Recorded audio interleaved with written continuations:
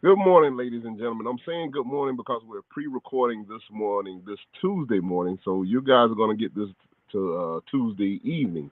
But we are pre-recording the show for you guys in advance. Um, going to be a little difficult to do the show live tonight because unfortunately, I think I will be on the road. So, we pride ourselves on being real world boots on the ground type of situation. So that is the reason for us recording today. But I'm very excited for today's show. We're going to check back in on a good friend of the show is joining us, Miss Lindsey Trent. NextGwn Trucking will be joining us. It's been a little while since we've had her back on the show, and she's going to be joining us. But in the meantime, if you guys could do us a huge favor, if you could like, share, and subscribe to the show. The little bell icon. If you hit that little bell icon, that gets you notifications so that you will get notified as soon as we post new content to the channel.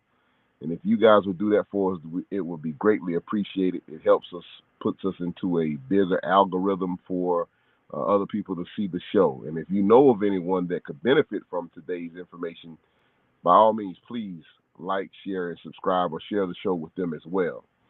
With that being said, and without any further ado, I'm going to welcome my co-host, Mr. Chuck Snow. Good morning, Chuck. How are you? We're doing great, Rico. How are you doing? We are maintaining. We are hanging in there, but as the old saying goes, we're hanging in there like a hair on a biscuit. Well, you know what? In this market, if you can maintain, you're doing okay. Yes, sir. Yes, indeed. And there's going to be an interesting.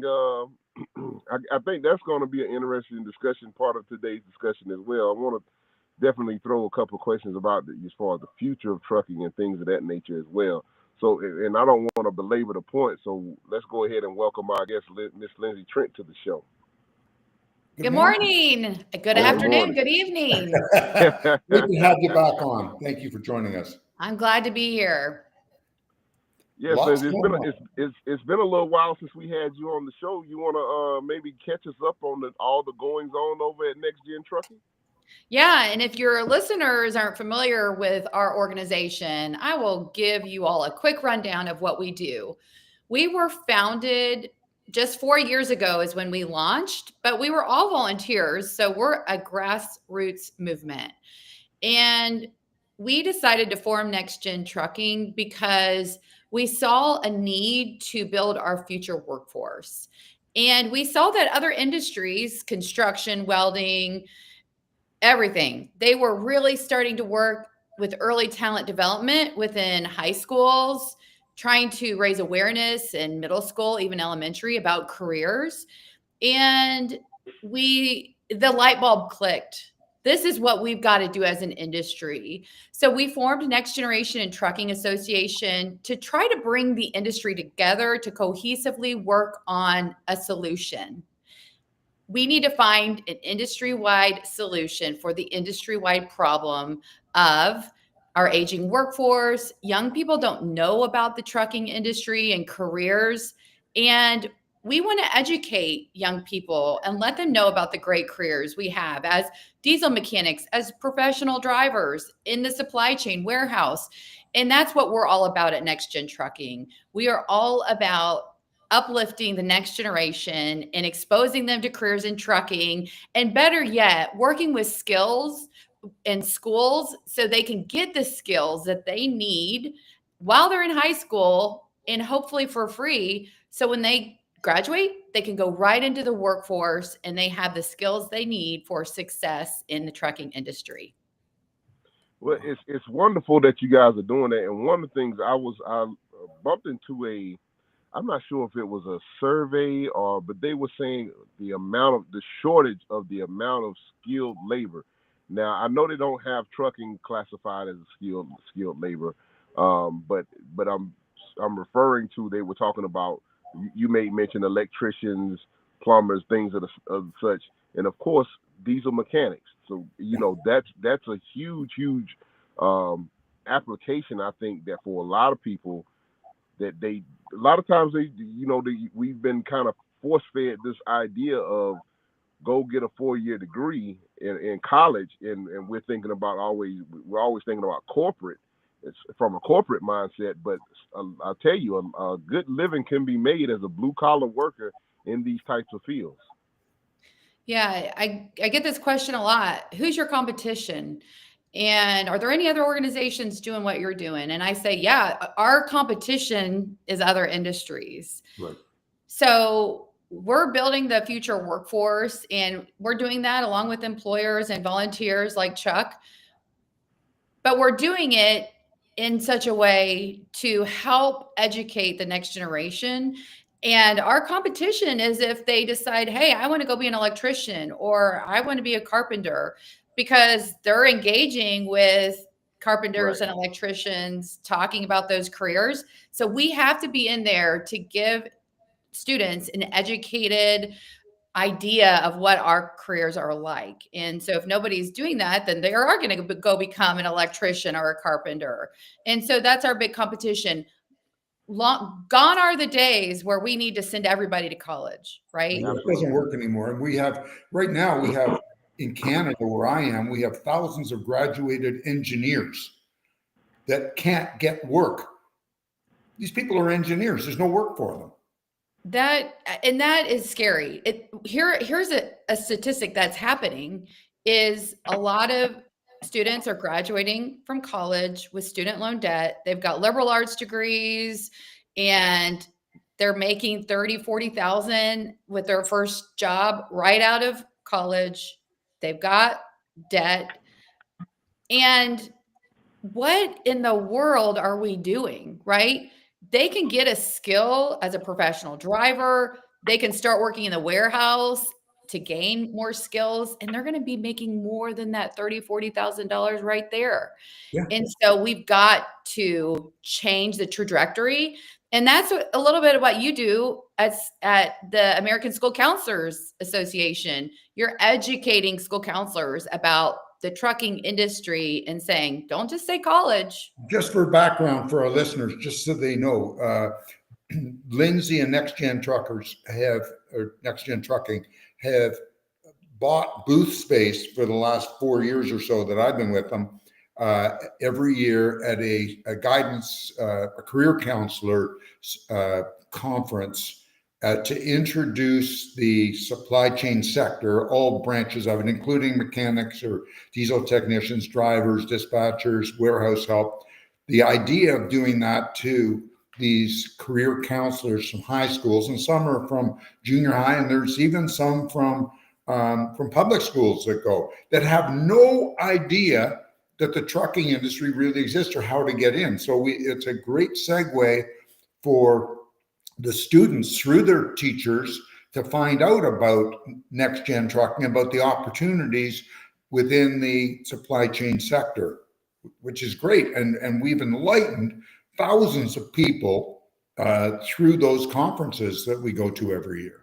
Yeah. And not just people, thousands of influencers. Yeah. So we hope to snowball this and influence those influencers so they're educated and they can tell students about the trucking industry. Our website also has resources that ideally those school counselors can go to and download and be able to talk intelligently about the industry and print off those resources and give them to students that might be a good fit for a career in trucking. Exactly. I think we're spreading the word out there, which is so important because we don't need that many engineers. Not everybody can be a doctor, and to rack up $40 or $50 or $100,000 worth of debt for an education that you can't use to further your job future, it's senseless. It really is. It really is. So I know that one of the big hurdles that we have in the trucking industry to attract new people is a lot of times people are worried about not being able to spend a lot of time with family or whatever, or being on the road as much. Just from a perspective, do you guys see the industry maybe changing that format a lot, because maybe switching it to a more reasonable I guess home time situation, because I know that that is one of the huge reasons why a lot of people don't really care, or one of the causes for the turnover in the trucking industry that we have is because people just they don't like the home time aspect.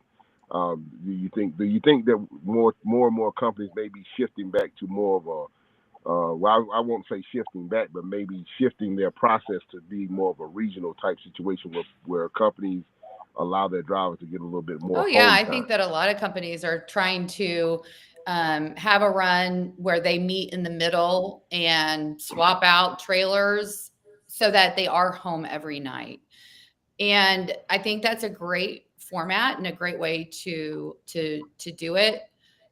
I also think it'll be interesting to see what autonomous trucks can do for some of these long haul runs.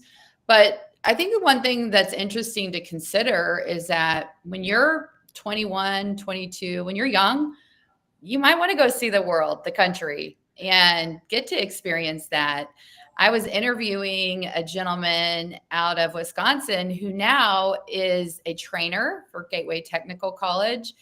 And when he started as a professional driver, he had never left Wisconsin, and he got to see all 48 states because of being a professional driver. And he actually was homeless, lived in his truck, changed. And this is a sharp guy, right? Changed his life around, got to experience the country, got to see it with new eyes, and now is training our future workforce. And he's young, he's sharp, he is an awesome person that we want to represent our industry. But he got to experience the country, and now that he's a little older, right? I think he's probably in his 30s. He is home every day. And so I do think that there is something to be said about getting that experience. And then I also think there's something to be said about those heroes on the highway that it's in their blood and they want to be out. And so I think there's going to be a mixture of everything, but a lot of companies are trying to bring their drivers home more often. I totally agree. I remember when deregulation happened many, many years ago. I'm talking about it happened in the United States in 1980, up here about 6 years later. But at first, companies like JB Hunt, and I'm going to use them as an example, they were bringing drivers home once and twice a year back then. Wow. And of course, their turnover rate was about 140%. As a matter of fact, all the big ones, Schneider, Hunt, Werner, I think there was Poole out of Alabama at the time. There were some other ones. They actually had teams of drivers flying around picking up abandoned trucks, because it was just, these people would call home and the wife would say, if you're not home tonight, we're done. I'm leaving with the kids. The dog will still be here, or your cat's here, but we're gone. So the guy would just leave his truck at a truck stop and fly home. And they realized that doesn't work. Mm-hmm. So for those companies, they needed to do something else. So they stopped doing that, and they brought in more of a regional type aspect for the most part. And that suits, all of a sudden they realized that their turnover rate went way, way down, and it was manageable, and their claims, their wrecks went down because they had happier drivers that got to see their family and were more grounded. Here's another interesting story. I was talking with one of our drivers who's a supporter of NextGwn Trucking. He was actually NTTC, the National Tank Truck Carriers Driver of the Year, Grand Champion driver a few years ago, and he just became Kentucky's Driver of the Year. And he said during COVID, when he was home, it was really hard on his marriage because he had spent so many years out that his wife did not know what to do with him at home. Yeah. And so for some people, it's better for them, their family, their marriage to actually be out on the road. And then they come home on the weekends and it's, let's have fun together. And so there's just, everybody's a little different, right? And we need to make the jobs available and cater to the workforce and the people coming into the industry. Yeah. You know what? A lot of people love their lives work around the long haul. Back when I was running traffics, we had at one point we were running California, and I had drivers whose wives would phone me, their husbands would be home from California, and they go, Chuck, how come you're not sending him out today? He's been home for 3 days. And it wasn't because he had a boyfriend or something. It's because they were just done. You know what? The husband got in the way of the flow of things. And they had, the old adage, absence makes the heart grow fonder. That's right. It works for some people. It really does. And there's nothing wrong with that. 100%. We're not all the same. And some people, on the other hand, want to and have to be home every night. You take somebody with very small children. It could be a single parent. They have to be home. So you get that, and you have the job. And I think the trucking industry in general, the supply chain sector, can provide something for everybody. I don't care what you do. If you like numbers, hell, you couldn't ask for a more number-centric business because it's all numbers. If you like technology, we eat technology. We live with technology. If you want to see highway, they'll put you in a truck. I think the biggest problem before, and I think the industry is finally starting to get around it. I think our biggest problem in the past has been you couldn't get near a truck until you were at least 21 years old. So we were losing for decades. We were struggling because we would lose these young people. They would finish high school, the ones that didn't want to go for post-secondary education. And we would lose them to the other trades, to carpentry, plumbing, whatever, where they could start working at 18 years old. With trucking, oh no, you can't come near us till you're 21 or 23 or 25. By that point, we never got them. Now, all of a sudden, I think because of some different legislation, and I think some trucking companies have gotten smarter and have realized, bring in a 17 or 18-year-old kid, let her or him work in the office, work on the dock, shunt trailers around, and they have an opportunity now to get a license at 18. Now, we all know that it's pretty hard for an 18-year-old to cross state lines. There is some provisions, but it's next to impossible. But in real life, and I've talked to enough truck owners and people that run trucking companies, what happens is you have this 18 or 19-year-old working for you, and he's shunting trailers or she's shunting trailers, and maybe they're working in the shop, and then one day dispatcher says to them, you know how to drive, you got a license, right? Yeah, of course I have a license. Can you shunt this trailer up the road to our customer? I go over to Campbell's Soup and drop a trailer and pick up a loaded? Sure. And if they go and do that and they're successful, they don't hit anything, the next week they'll say, oh, you did a good job. You know what? Do you think you can go to the next town and take this trailer? And before you know it, the kid's driving. And that's what really happens. Well, one of the things that I'm just sitting here thinking, and maybe Georgia may be a little bit of an anomaly, because there's a lot of rail that goes through Georgia, and I'm thinking about the ports in Georgia. So at 18, intrastate, they could probably Texas as well would probably be a good place where you definitely could do under 21 could drive and probably do fairly decent as far as going back and forth to the ports and stuff like that. I'm speaking about Georgia, of course. But that's all intrastate. So they could, at 18, they could probably get a chance to get some experience under their belts within the state boundaries, and because I know one of the biggest things is getting into trucking is definitely having the experience. And being able to gain the experience. And if you're only getting experience at 21, most driving jobs don't really pay that well until you have at least about 1 year experience under your belt. Yeah. And so we're working on quite a few things right now. If you're not familiar, there is legislation that's been happening over the last few years called the Safe Driver Apprenticeship Pilot Program, or the SDAP, which is set to expire in November. And with the data with the apprentices, they're going to see, are these 18 to 20-year-old drivers who are in this apprenticeship program, are they just as safe as other drivers out there. And so it's going to be great to get that data. But another thing we're working on is something called the Drive Safe Act, which is really kind of a continuation that happened before. And now the Drive Safe Act is something that we are going to be introducing in legislation. We're looking for a co-sponsor of the bill.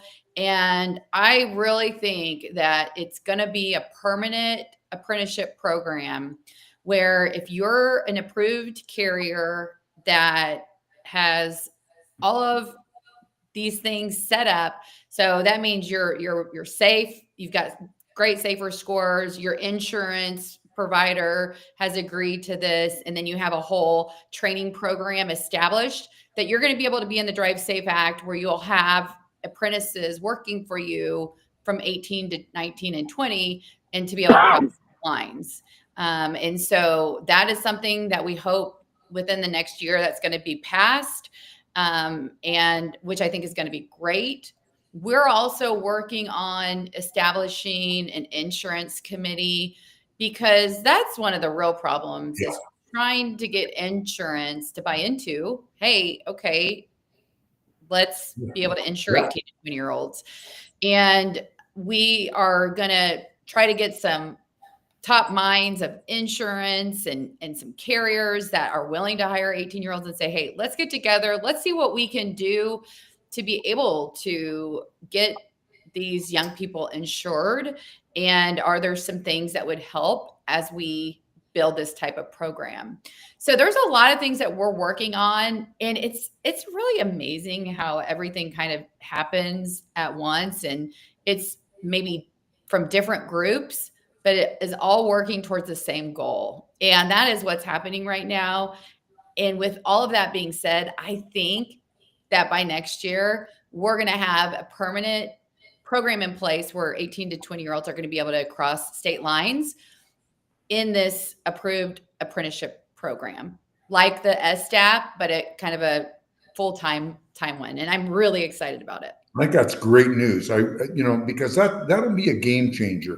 Game All changer. of a sudden, we're going to be able to take these younger people, bring them into the industry, and they will be phenomenal drivers. Trust me, these will be the ones that you see, the award winners that get 4 million safe miles. These will be the future high milers, because the safety is being indoctrinated at such a young age. They won't know anything else, and they will understand, listen, you are being trusted. You cannot screw up, because if you screw up, you ruin your life. I agree. But the other thing is they're making this as their first career choice. This is what they want to do. Right. They've made that decision. They're passionate about it. And a lot of times it's really neat to see the family support that they get from their parents, seeing that their child is going after what they've dreamt about doing. They're getting the opportunity, and the support that they get from their families is also incredible. And that helps too. Yeah. I think that you take these young people at 18 or 19 and you get them into the industry. I think you've got long-term commitment there, as compared to when you take a 35-year-old that has failed at every single thing they've ever done. They've never really committed to anything. You put them in a truck, you send them across the country with a trainer that has 6 months experience, and you know what? After the third or fourth trip, they go, this isn't for me. Right. I completely agree.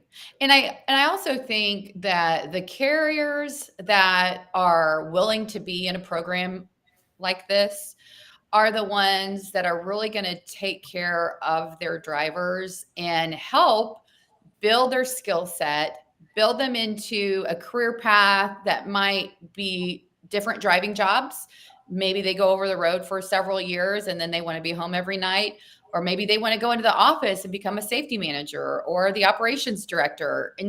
And so I think this is a great way to bring young people into the industry, that this is what they want to do. They're passionate about it, and they want to build a future and a career that's a great career.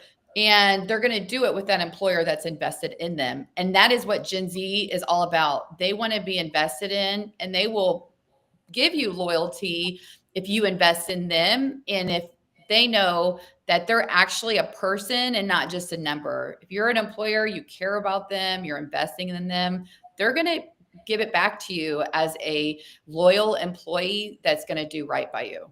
Yeah. And, you know, they may not get that in other industries where there's a lot of, now it's not, the trucking's not cyclical, you know, it's all cycles in trucking. Mm-hmm. But for the most part, you'll always have, if you are good, you'll always have a job. Yeah. Absolutely. You know, we've all heard of these companies that have closed, you know, like Carol Fulmer was the last one with, I think, 400 trucks or something in Florida. But I guarantee that all their drivers, their good drivers, are all working already. Oh, yeah. Yeah, that's not a problem because there's such a demand for good drivers. Nobody wants the bad ones. Right. Nope. There's no future in being a bad driver. The best you're going to do is you're going to work for a D or an E rated company where the equipment's not very good, the working conditions are horrible, you are a number, and you're not going to last there. But if you're a good driver, you go to and I'm going to use this example. Look at Walmart. I think 3 years experience, what they ask for, and I think they start them off around $90,000 a year. Pretty good. Yeah, and I think that they've actually even come down with their experience. And they also have an associate to driver program. Yes. Where they're bringing their associates into professional driving jobs and training them. So I think even Walmart is changing with the times. And we've got graduates of our high school programs that are now working for Walmart. And these are young people. I mean, it's incredible. It will just warm your heart and give you the goosebumps to hear about their stories, their life. A lot of times first generation Americans, and they're supporting their families now. As a 21-year-old driver for Walmart, making six figures and being the breadwinner for their parents, supporting their families, loving what they do, not just like, oh, I'm a driver, loving what they do and very proud of what they do. And we have to get this out there because people don't realize this. Exactly. And I don't think we're really good at blowing our own horn. I think this is something. It really is when you hear these stories. Yeah, it's really interesting. I put a post on LinkedIn a couple weeks ago. I just got back from a family vacation. There were 38 of us in the mountains of North Carolina. And I was with my cousin's son. So I don't know, does that make him my second cousin? Yeah, he's your cousin. Yeah, cousin. And he is a driver for Cisco. Right. He was in the military right after high school. And at 20, he got out of the military. He had to wait a little while to get his CDL and be able to drive because he really couldn't find a job where he was at. So he got his CDL at 21, started driving for Cisco. He's 23 now. He has a new truck. So, not a tractor trailer, but a truck that he's driving around. He loves. He just put an offer on a brand new townhouse. He's going to be the first person to move into it. And he also is really proud of what he does. He loves it. He just started pulling doubles. He's got awesome backing skills. He's driving at night, which he loves. And he's listening to podcasts. I mean, just to see the pride that exuberates from him is so fun because he's got an amazing skill set and he's building this life for himself at 23 years old. And I have another cousin that, graduated from like a high degree. And my cousin that's a truck driver is making more money than this high degree person that has all this student loan debt. Yeah, that's what I was getting ready to make that point. The great thing about coming in from this aspect of it is that student loan debt can be a mountain to climb, and it adds up quickly over the course of however many years it takes you to finish school and graduate your degree, whether it's a 2-year degree or a 4 or 6, 8-year degree. if you don't have the money set aside to pay for that college, and you're taking student loans out, man, that money that debt can accrue quickly, and not only that, it's got interest compounding on it. Yes. Yeah. And when you're 18, you're like, oh yeah, I'll be able to pay that off, no problem. You don't really understand what you're signing up for, getting all that debt. And then you graduate, and then you've got this mountain of debt, and you're like, oh, I don't actually make $50,000 like my paycheck says, because I've got to pay taxes and healthcare. So it's this much money, and you've got all these bills to pay. Whereas my cousin now, who's invested in a house, a new car, he's able to build his retirement without at 23 years old. Right. This is incredible. This is the American dream. Well, This is the American dream. Yeah, not only that, it just blows my mind. It boggles my mind. I have young daughters that have all to finish school now, but they initially, when we were looking at them going to school, initially they were thinking about taking up different career paths, and I had to kind of like be the voice of reason and say, hey, hold on, wait a minute, what does this career pay when you get out of college? Because it amazes me the amount of people that take up careers and don't really understand or know. It sounds good that, oh, I'll be psychologist or whatever, and that sounds great, but the average psychologist doesn't make over $50,000. Yeah, and it takes 8 years to get there. So. How are you going to pay off this student debt? That's exactly. That's the big problem, and that's where this thing is so phenomenal. And we have had so much interest from these career coaches, from the schools, because the thought of their students, and a lot of them say, I have a student this would be perfect for. We never thought of this, and I always say, if we could save one kid's life at each show, we've done okay. And I think we do better than that. I agree. To me, it's all about that one, right? I think that we make a huge impact, but if we're changing one person's life, to me, that is worth all the investment, our time, our money, and helping guide these young people to this amazing career. Later on today, I have a meeting with a school in Ohio with a teacher. He's got his CDL. He wants to start a CDL program at his school. And how awesome is that if you can do a training program while you're a senior in high school, you're learning all of the things about being a professional driver.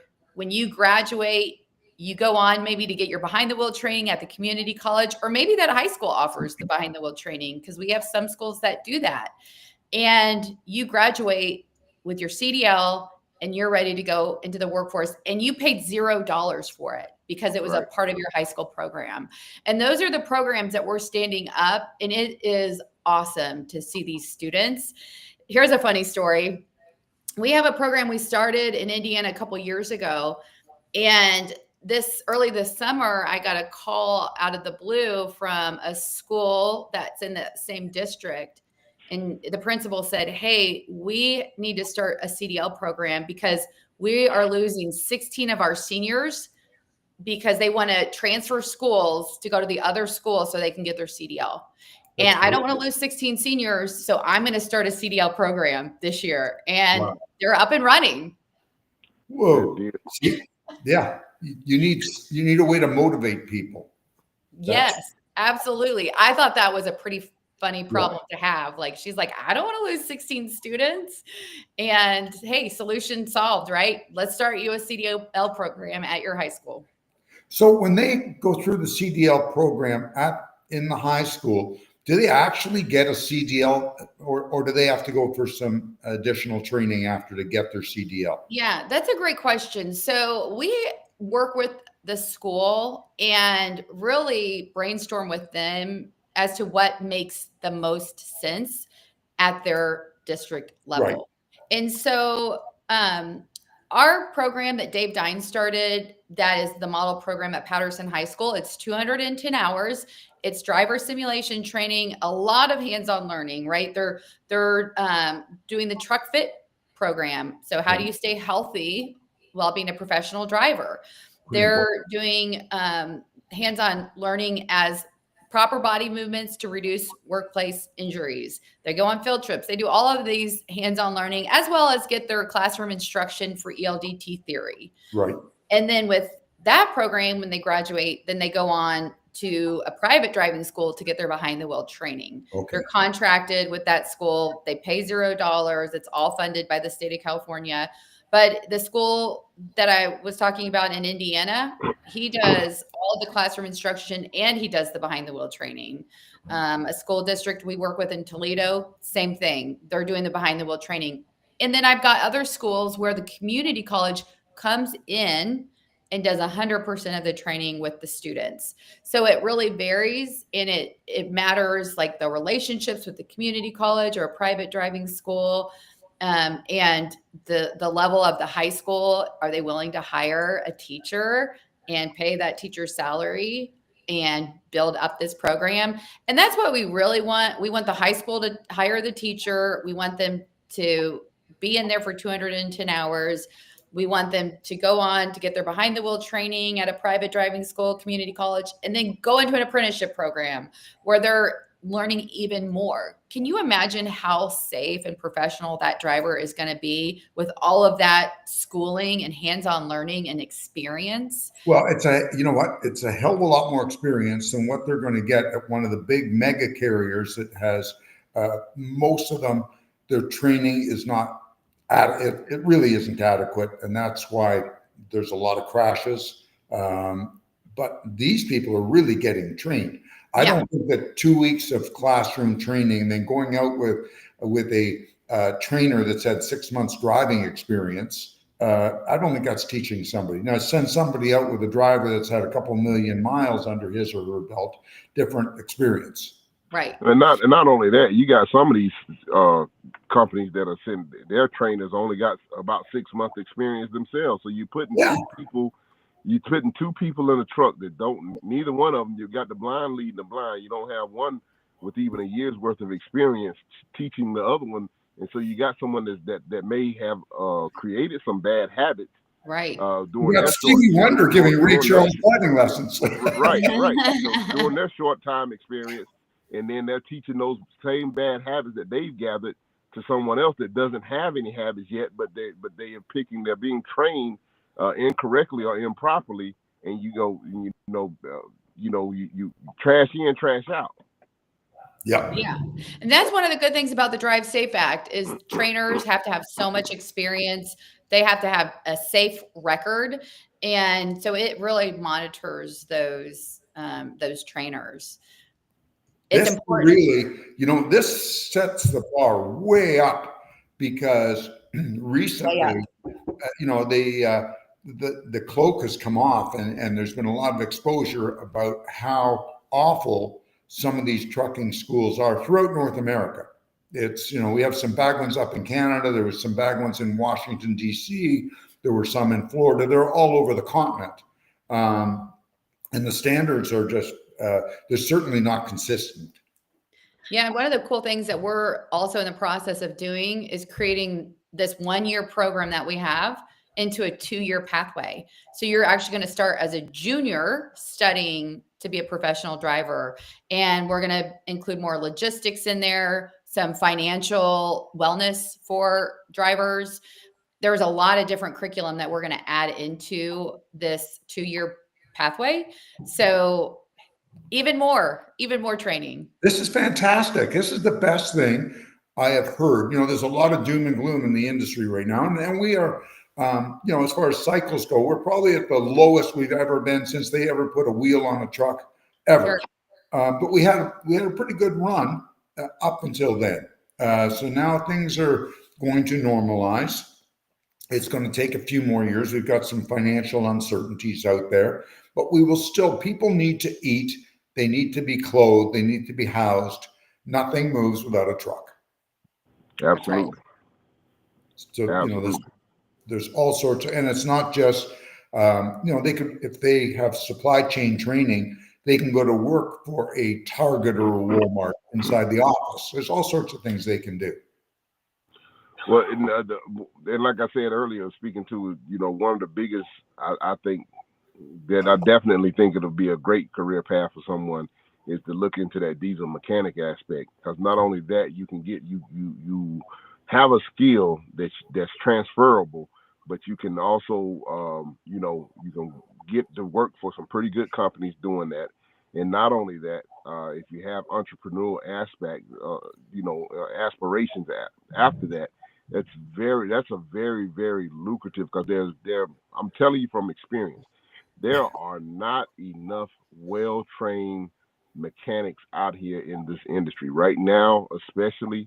You got a lot of people that know how to change parts, but you don't have a lot of people that have a lot of hands-on experience. And I think starting them out young to getting that hands-on experience, to know how to diagnose, especially a lot of these newer problems that are with the newer technology and everything. Getting schooled and understanding the new technology and getting a jump start on that would definitely set someone up for years and years of success, in my humble opinion.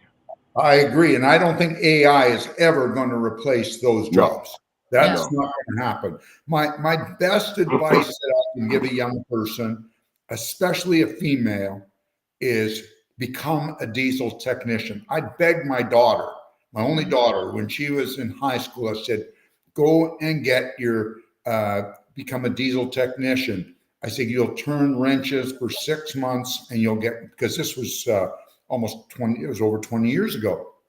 I said, you'll turn wrenches at the most for 6 months, and that will be it. You'll get grabbed by an OEM and you'll be on the lecture circuit, because they need females out there lecturing all these males because it looks good for them.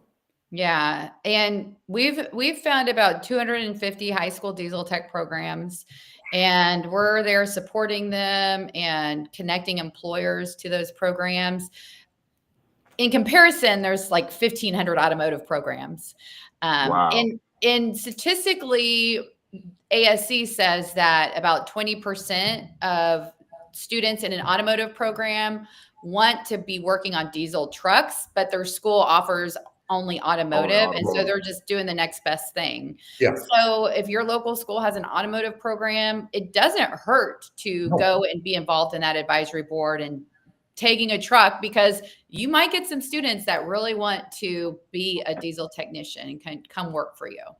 Yeah. Well, and I mean, because it's more so, you got, as far as being a diesel mechanic, diesel technician, that's transferable. That we're not only talking about heavy duty trucks, but you're talking about heavy duty equipment. Things like bulldozers, land move. Those big, huge earth movers and things of that nature. Locomotives. I mean, they're diesel. Exactly. So there are a ton of different possibilities, but these are the things that we talked about before.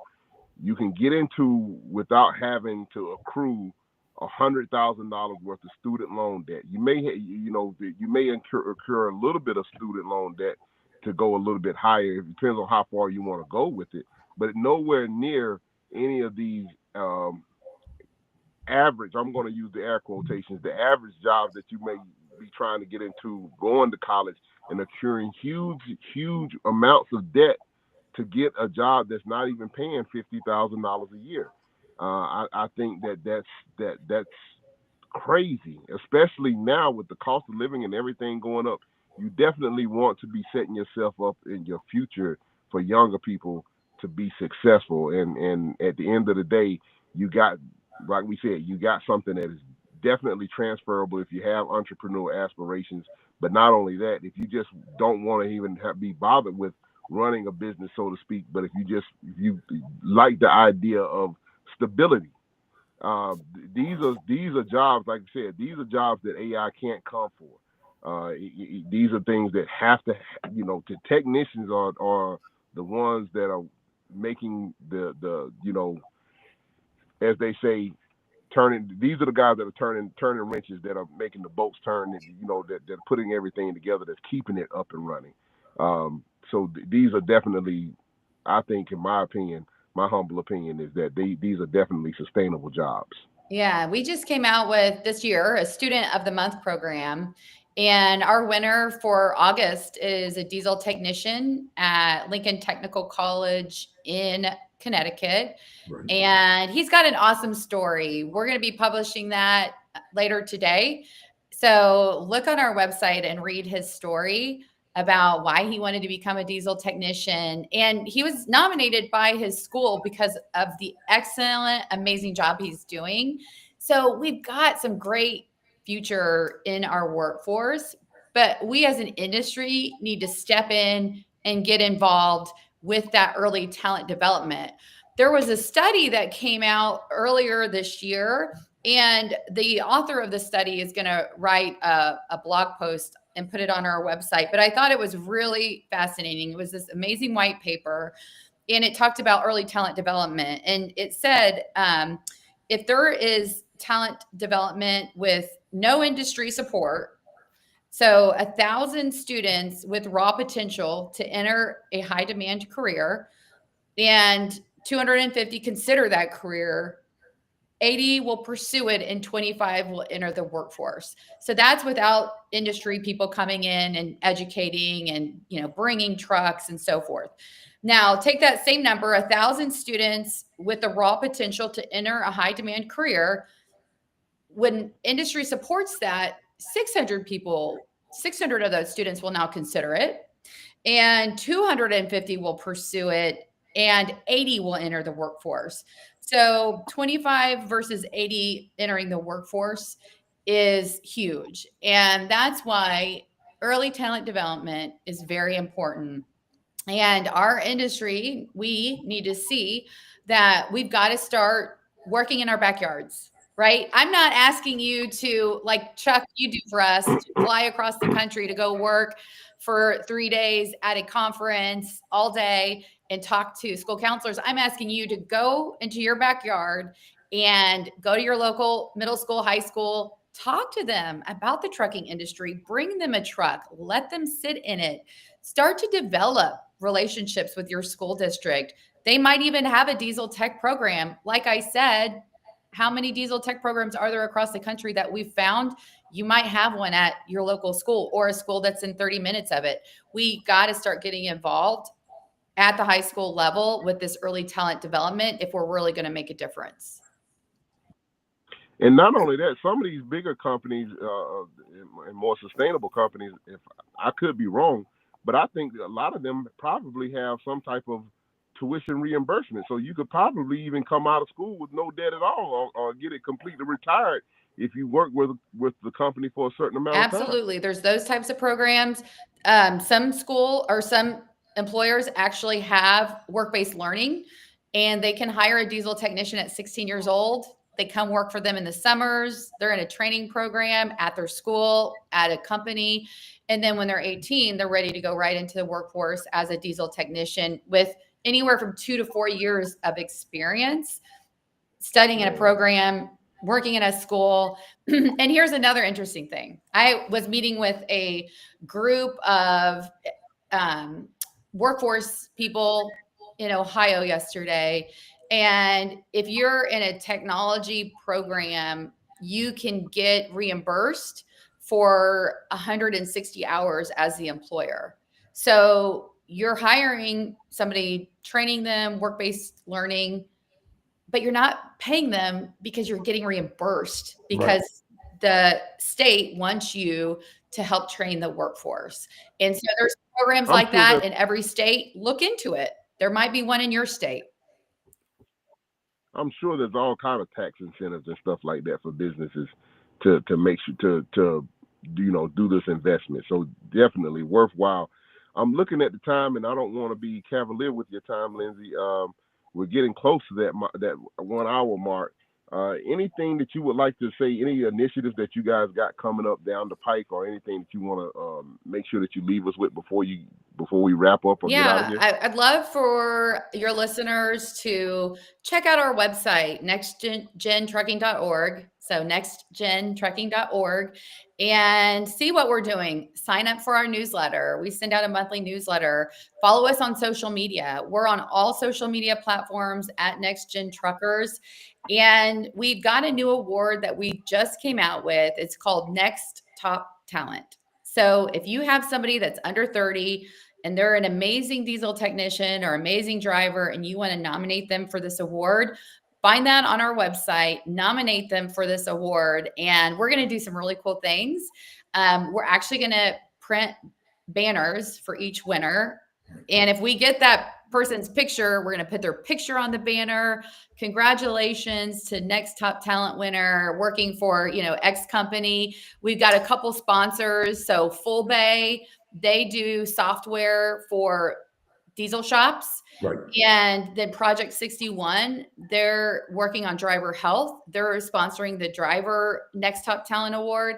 And so we're really excited to nominate these young people who are doing an awesome job and then award them the Next Top Talent Award so they can receive that recognition that they deserve, that they're doing an amazing job, that their employer wants to recognize them. And hey, let's hope that helps with retention, right? We've got to invest in the next generation. And for them to get this recognition is going to help them say, you know what, my employer, they care about me and I want to do a good job by them. And I want to be all I can be. And hopefully one day be a service manager, hopefully one day be an owner operator or be a safety director. There's so many opportunities.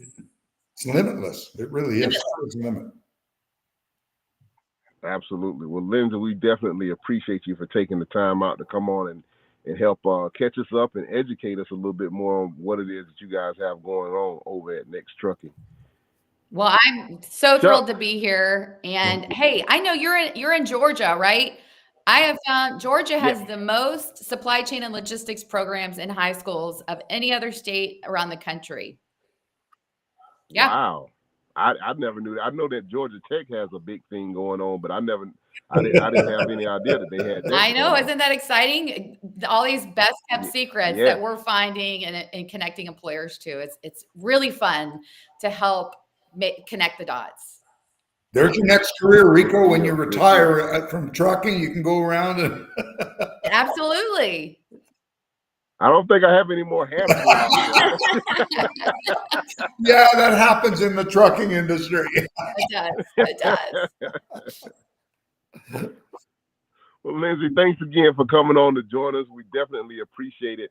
So everybody, make sure that you go follow Lindsey on all of the socials and check out NextGen Trucking on all the socials as well. Sign up for that. I used to be able, I'm not at home today, so I'm actually doing this from my iPad.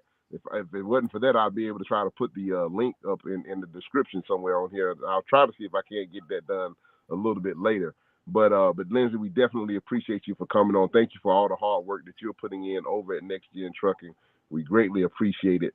Chuck, is there anything? How can the people find you and get in contact with you? And we'll get ready to if I can help any of our listeners out there with anything, please just reach out to me. On email, chucksnow280@outlook.com. Put your phone number on the email. I promise I'll get back to you and help you any way I can. And with that, Rico, I'll let you back her in a hole for another week. All right, ladies and gentlemen. Well, thank you guys for tuning in. This has been the Rates and Lanes podcast with myself, Chuck Snow, and our special guest, Miss Lindsey Trent of NextGen Trucking. You could have been anywhere else in the world, but we're always grateful for you taking out some time to join us. And with that being said, we want you guys to continue to stay safe out there, stay healthy, stay profitable, keep it in between the mustard and the mayonnaise, and we'll talk at the same time, same place next week. God bless you and good night. Catch you on the flip-flop. God bless. Thanks again, Lindsey. Thanks, Lindsey.